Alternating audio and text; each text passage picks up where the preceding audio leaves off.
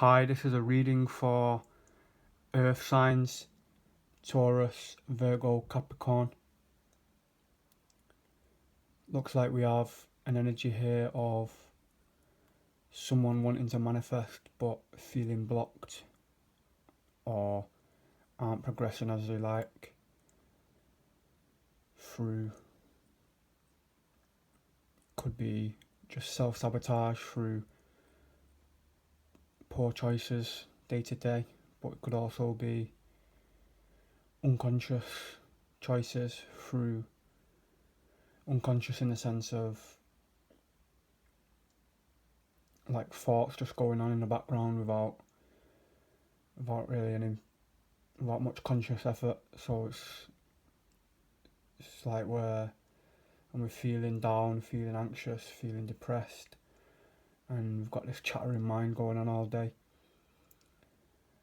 like resisting life and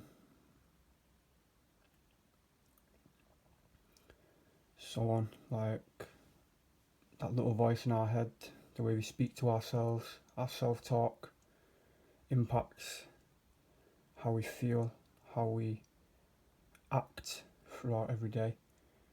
And if we speak poorly to ourselves, or we just continue to let fearful thought patterns run the most of our life, there's going to be patterns built up of anxiety, depression, stress, trauma, these kinds of things, and it affects everything we do. It affects the way we interact with other people, interacts the way we show up to work or show up to our projects or business or whatever. Energy is lower, everything just seems dimmer in the world, and it's demotivating, and it's difficult if it's been a long period of time. For example, if you've gone through a lot of trauma through childhood or recent heartbreaks or whatever, it's difficult to handle.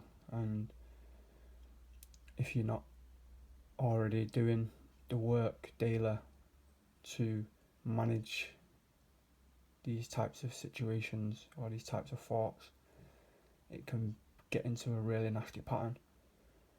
Like even if you are doing the work daily, it's still difficult. It's still going to be turmoil, especially if there's been really difficult situations. But with the Magician and the Star, these are always positive cards. Like they always indicate that you have got a lot of potential inside you, and it seems like you do have big dreams. It's just about tapping into your power, which comes through first self-acceptance and observation of all these patterns and making better choices. And it all begins with being nicer to ourselves and ignoring outside forces, sort of thing, like not really reacting to what other people might think or say. That's difficult in today's world as well, with social media, and there's always things going on, like we're always comparing ourselves to other people, which can lower our own self-worth or our perception of our self-worth. So there's just a lot of things that can bring us down and whatever. It's easy to just say, oh yeah, you've got to improve your self-talk, but if it's been a long pattern of negative thinking and being harsh on yourself, and it's going to take some work to overcome. But there is potential there, and you know you've got a lot inside you that you can manifest. It starts with connecting with the universe, putting your desires out there. What do you really want in your life? Do you want to stay stuck in these fearful low vibrational patterns, or do you want to step into your power and build your dream business, or get your dream job, or not just get your dream job, like flourish in your dream job, like become the person you know you can be deep inside. So as I say, it starts with self-talk. Like Tom Bilyeu said, 80% versus 20% of our self-talk should be positive versus negative, which seems like a good estimation, because we can't always, I think it's pretty close to impossible, I guess, to constantly be positive in this world, but most of the time we can be, and if we are, then we'll be in true alignment with the universe, and from this place everything will flow better, we'll be feeling better, thoughts and perceptions about the world around us will be more loving, more accepting, more appreciative, full of gratitude, joy, enthusiasm, optimism.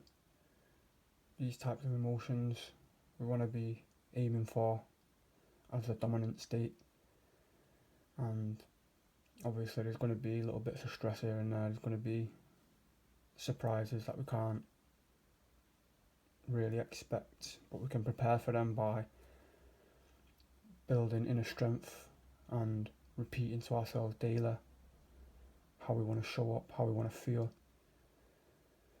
Gabby Bernstein says, ask yourself, how do I want to feel? Like, no matter where you're at, like, you might want to feel obviously ecstatic, full of joy, we all do, but if you've been feeling low, it's hard to go from one extreme to the other. So it's about what's the next best feeling for I can aim for right now. So if you're feeling sad, down, depressed, it's like, right, how can I just feel a little bit better from this? And then once you're feeling a little bit better, it's let's keep moving. And it all begins with our thoughts, like that little chattering noise that goes on all day. And if you are already meditating and stuff, you'll be aware of these patterns more, but if not, then I highly recommend looking into a meditation practice or some time where you carve out for yourself just to be with yourself, free from all distraction, all the noise of life, away from social media, away from other people, just time with yourself, writing, going for walks, or just things like this, just to let everything settle in the mind instead of just reacting to all these patterns all day long. It can turn into a nasty little pattern if it already is. Then just keep going. Like, affirmations are powerful as well, like repeating to yourself who you want to be, what you want to show up as, and sending your intention out to the universe of what it is you want to manifest. You might want a better relationship with yourself, better relationships with other people. As I said, like your dream job, passion project, whatever. But most of the time, it all begins with us. Viktor Frankl says, between stimulus and response, man has a freedom to choose. And now, if you don't know Viktor Frankl, he was a Holocaust survivor. It's pretty deep. He got thrown in without choice into the worst conditions any human can possibly imagine. And he could have just gave in and probably would have ended up leading to his death, but instead he chose to accept his current circumstances because it's the only thing he could do. Resisting them just makes it worse. What you resist persists. So he thought he might as well just work with life, see what that brings, and he ended up surviving it. He ended up getting released and came on to be obviously a world famous psychologist and author. But just everything comes down to our choice. That's the last thing we do have. We might not be able to control the world around us, circumstances, the way other people treat us, but we can choose how we respond, how we react, and that is where our power lies. But again, it's not just as easy as that. It takes a lot of work. There's going to be days where you are down, no matter how much work you do. But all starts with a choice. How do I want to be in myself? How do I want to show up? How do I want to feel? What do I want to do? What do I want to achieve? How do I want to treat other people?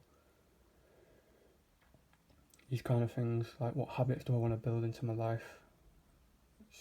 It's daily choices matter, and all these things will help feel better. So yeah, like feeling good is a first step to like achieving or aligning with your true desires, and then from there you will begin to take action towards the things you want and manifest the things you want. So a couple more cards. Like the outcome of just owning your situation, like no more victim mode. Right, it's easy to say no more victim mode, especially if we're feeling hard done by life or other people, but it's our responsibility. As Mark Manson said in The Subtle Art of Not Giving a Fuck, his book, he said, life can hit hard. I'm paraphrasing, but he said life hits hard. There's nothing we can do about that. But it's our responsibility to deal with it. It's our responsibility to make it into something positive, something good for ourselves. No matter how difficult, there's always something to learn, there's always something to grow from. Doesn't mean it's always going to be good, but there's always something to grow from, and ultimately, as I've been saying, we have the choice how we want to react to life. We can continue feeling hard done by, focusing on problems. Why isn't it going my way? Why am I such a, like the way we speak to ourselves again, like people are harsh on themselves. Why am I not good enough? Why am I not able to get this job or get this relationship or whatever? But yeah, these last two cards are like indicating that if you take these kind of actions and work on yourself daily, like things will get better. Like things that have gone wrong in the past, like the Five of Cups reversed. Five of Cups is about upright, is about loss and devastation, or again just feeling bad. But in the reverse, it's saying that things will ease up. It's gonna get better. Everything happens. Life flows in seasons. We get the good, we get the bad, and it just keeps on going. But got more chance of feeling good if we can shift our perceptions and step into new paradigms and lead with integrity. Know the choices that you need to make to achieve what you want. Like, what are the people who are already doing what you want to do? How do they live their days? How do they wake up? How do they eat? How often do they exercise? How often do they meditate? How often do they write? How do they speak to themselves every day? How do they treat other people?